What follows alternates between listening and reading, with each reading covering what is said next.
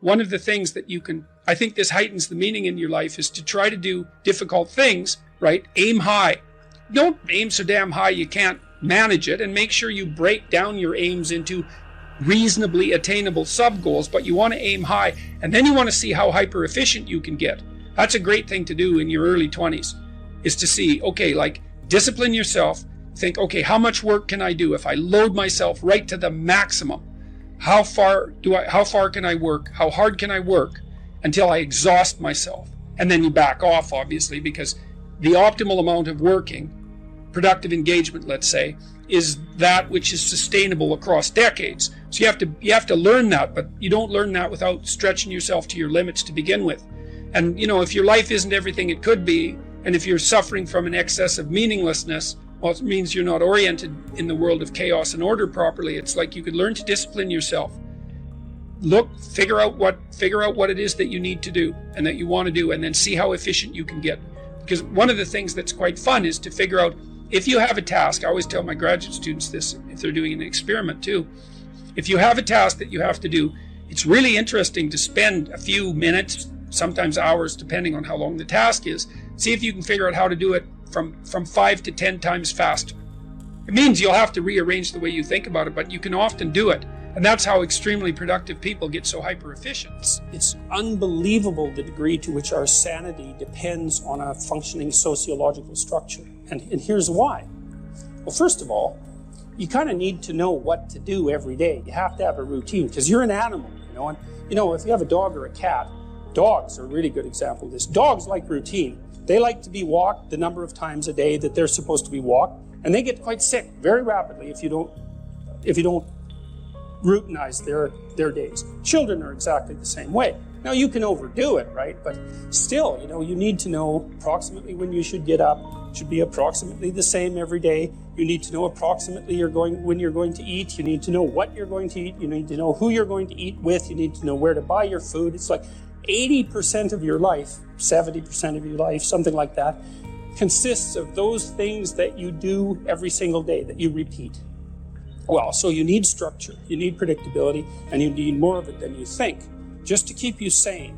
Now, if you're lucky, and maybe a bit odd, you can deviate 5% from the norm, or 10% from the norm, or something like that, carefully and cautiously, as long as the rest of you is all well ordered in a normative manner. You might be able to get away with that, and you might be able to sustain it across time, and people might be able to tolerate you if you do it. Or maybe you'll get really lucky and you happen to be creative but reasonably well put together, and people will actually be happy that there's something idiosyncratic and unique about you.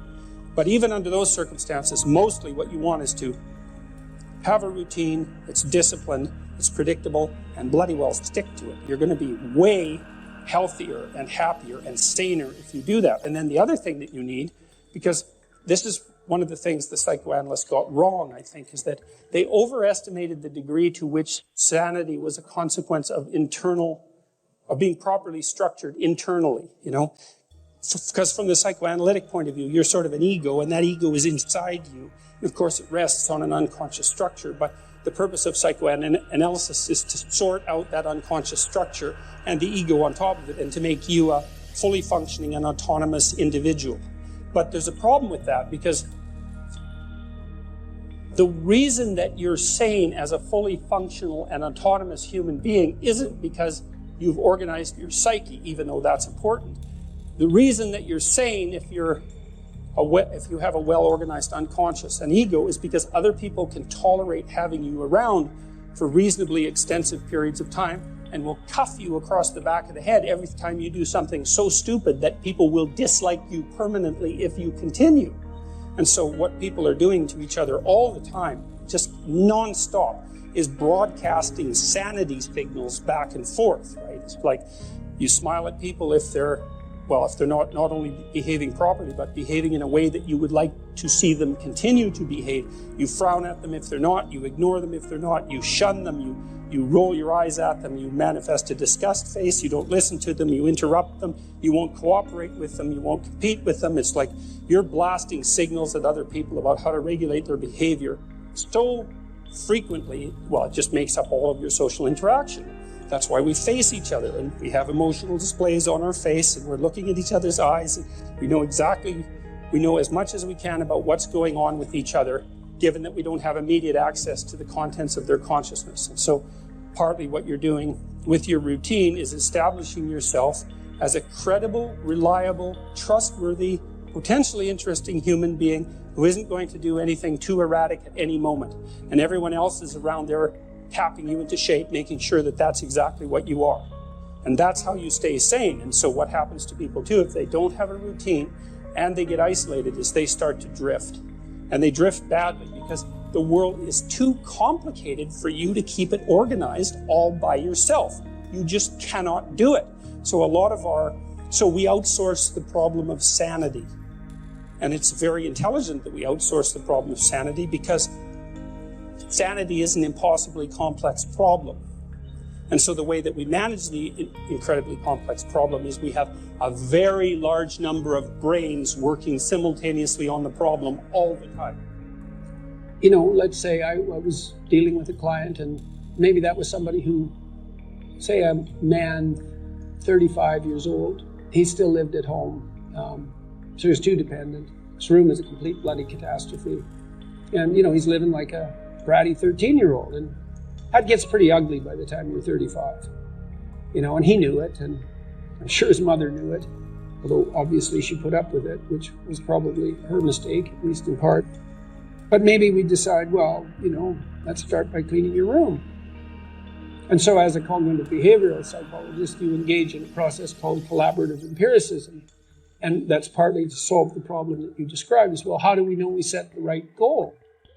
Well, we say, well, go try it. And just watch yourself like you don't know who you are, and come back next week and we'll see how you did. And maybe, I remember this one client, he came back and he said, you know, I went and got the vacuum cleaner from the closet, which is something I really never done. And I put that vacuum cleaner in the doorway of my bedroom, crossways, so it blocked the doorway. And then I just walked over it for a whole week.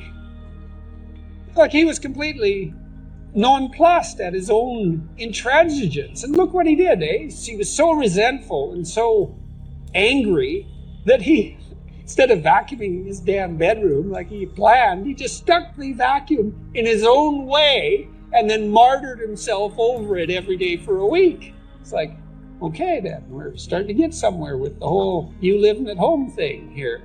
And so, well, that was too high a goal for him. And you say, well, how do you know that? It's like, well, he didn't do it, did he? So then what you do practically is you say, well, how about you bring that vacuum cleaner into your room this week, and that's your whole assignment. And just watch what happens when you bring it in. Watch the fantasies that flicker in the back of your mind as you live out your resentment at your therapist for daring to make you bring that vacuum across the threshold of your bedroom.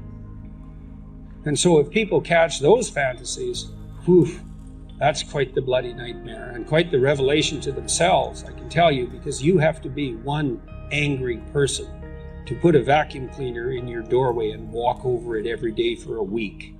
And so then we get somewhere. It's like, okay, now we're getting to the bottom of things, you know, but maybe the next week he'd come back, well, with the fantasies at hand and rather shocked as a consequence, but the vacuum cleaner was then in his room. And so he broke the threshold there, you know, and then maybe all he could do was sort out a drawer or half a drawer, something like that. So what you do is, you know, you pick a target that you think is probably reasonable, and you can negotiate that with yourself. You cite a tired brain, foggy thinking, as the reason to stop answering questions or giving a talk. How do you combat this while working or writing daily?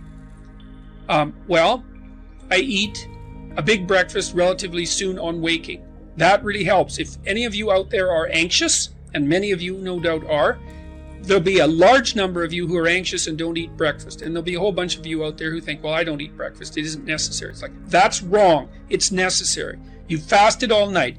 If you load yourself cognitively or physiologically in the morning, your brain, stressed, will encourage your body to produce insulin. It will take all the blood sugar out of your blood, and then you're done for the day. And then you'll be anxious. And a lot of the rest of you too, you'll find if you're anxious, try this. It's really, really interesting experiment. The next time you're anxious, go eat something. Eat some protein and fat would be best. You could have cheese and crackers. I'm not a big fan of carbohydrates, but whatever. Eat whatever you're willing to eat, but make it solid. Don't eat a peanut butter, or don't eat a chocolate bar or something sweet. Eat something substantial. A piece of meat, a piece of cheese, some peanut butter, something like that. And then wait 10 minutes and see if you're less anxious. And try that for like 2 weeks. Every time you get anxious, eat something. Because then you can find out if your anxiousness, if your anxiety is linked to low blood sugar. And it's very likely that it is, especially if you also get irritable and foggy in your thinking. And the best way to treat that, as far as I've been able to tell, and there's a decent literature on this, is to make sure that you eat a big breakfast. And you might say, well, I'm not hungry in the morning. It's like, who the hell cares if you're hungry? I didn't say enjoy your breakfast. I said eat it. That's not the same thing. You know, there's lots of things that you need to do that you don't enjoy to begin with. You'll get hungry in 6 months and then you'll start to enjoy it. So that's a massive difference. I take small naps quite frequently. If I'm wiped out, you know, I'll go have a nap for 10 minutes or 15 minutes. And then that helps quite a lot.